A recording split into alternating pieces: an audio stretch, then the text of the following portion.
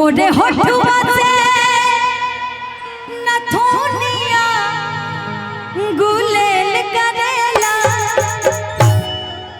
हो जैसे नागिन से सपेरा अटखेल करेला जैसे नागिन से सपेरा अटखेल करेला मोरे होठुआ से नथुनिया गुलेल करेला मोरे होठुआ से नथुनिया गुलेल करेला जैसे नागिन से सपेरा अटखेल करेला जैसे नागिन से सपेरा अटखेल करेला।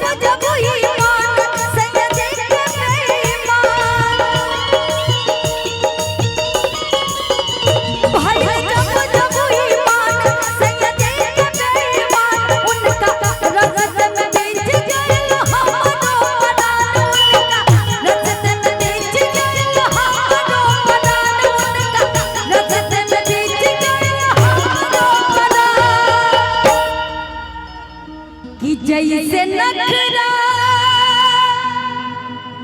आज जवानी में रखल करेला कि जैसे नखरा जवानी में रखल करेला जैसे नागिन से सपेरा अटखेल करेला जैसे नागिन से सपेरा अटखेल करेला।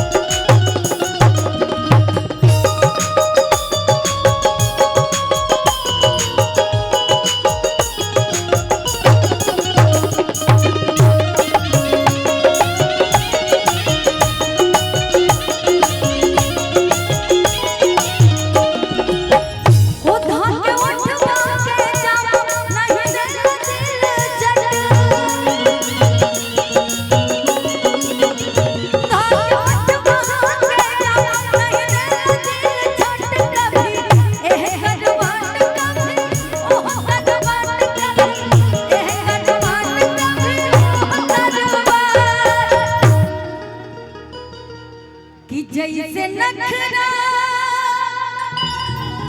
जवानी में रखेल करेला। गोलू जी ये गाने इतने पुराने हैं कि आजकल जो लोग गा रहे हैं अगर कह दिया जाए तो याद भी नहीं होंगे। बहुत पुराने गाने हैं ये। हमको लगता है इन सब गानों से भोजपुरी शुरुआत हुई थी। सही बात है कि जैसे नखरा